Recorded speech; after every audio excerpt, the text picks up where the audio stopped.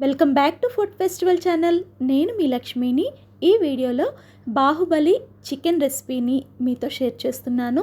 ఈ చికెన్ ఫ్రైని మీరు కూడా ప్రిపేర్ చేసుకోవాలనుకుంటే వీడియోని ఎక్కడ స్కిప్ చేయకుండా లాస్ట్ వరకు చూడండి. జ్యూసీగా చాలా రుచికరంగా ఉండే ఈ బాహుబలి చికెన్ని తయారు చేసుకోవడం కోసం శుభ్రంగా కడిగిన పెద్ద సైజు చికెన్ పీసెస్ని ఒక గిన్నెలోకి వేసుకొని 1 స్పూన్ ఉప్పు, 2 స్పూన్ల కారం, 1 స్పూన్ అల్లం వెల్లుల్లి పేస్ట్, అలాగే 2 స్పూన్ల నూనె, 1 స్పూన్ గరం మసాలా అన్నీ కూడా ఈ చికెన్ పీసెస్కి ఉన్న ఘాట్లలోకి బాగా వెళ్ళే విధంగా బాగా పట్టించి అంతా కూడా బాగా మిక్స్ చేసుకున్న తర్వాత ఈ చికెన్ని మ్యారినేట్ చేసుకోవడానికి ఒక రోజు రాత్రంతా ఫ్రిడ్జ్లో ఉంచాలి. లేకపోతే 2 గంటలు బయటైనా నానబెట్టుకొని ఇప్పుడు ఆయిల్ హీట్ చేసుకొని దానిలో ఈ పెద్ద సైజు చికెన్ పీసెస్ని పెట్టేసి మీడియం ఫ్లేమ్లో అటు ఇటు తిప్పుతూ వీటిని బాగా ఎర్రగా వేయించుకోవాలి.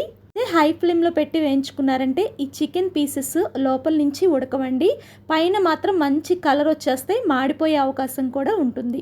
కాబట్టి సిమ్ టు మీడియం అడ్జస్ట్ చేసుకుంటూ వీటిని లోపల నుంచి ఉడికే విధంగా చక్కగా టర్న్ చేసుకుంటూ ఫ్రై చేసుకోండి. మ్యారినేట్ చేసుకునేటప్పుడు పెరుగు మాత్రం వేయకండి, చికెన్ ఫ్రై అనేది అంత రుచికరంగా ఉండదు. చూడండి ఎంత కలర్ఫుల్గా రెడీ అయిపోయాయో. ఇంకా వీటిని డిష్ అవుట్ చేసేసుకొని సర్వ్ చేసుకోవడమే. మీరు కూడా ఈ బాహుబలి చికెన్ ఫ్రై రెసిపీని ట్రై చేసి మీకు ఎలా వచ్చిందో కామెంట్ చేయండి. అలాగే ఇలాంటి మరిన్ని ఈజీ అండ్ టేస్టీ వంటకాల కోసం మన ఫుడ్ ఫెస్టివల్ ఛానల్ని సబ్స్క్రైబ్ చేసుకొని పక్కనే ఉన్న గంట నొక్కితే నేను పెట్టే ప్రతి నోటిఫికేషన్ మీకు వస్తుంది. ఇంకొక బ్యాచ్ చికెన్ని ఆయిల్లో ఫ్రై చేస్తున్నాను. డీప్ ఫ్రై చేయకుండా ఇలా షాలో ఫ్రై చేసుకోవడం వల్ల మన హెల్త్కి కూడా మంచి బెనిఫిట్స్ అందుతాయి.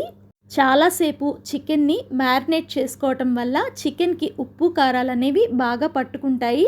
అలాగే చిన్న చిన్న చికెన్ లాలీపాప్స్ అయినా ఇలా పెద్ద బాహుబలి ముక్కలైనా సరే లోపల నుంచి కూడా పర్ఫెక్ట్గా ఉడుకుతాయి.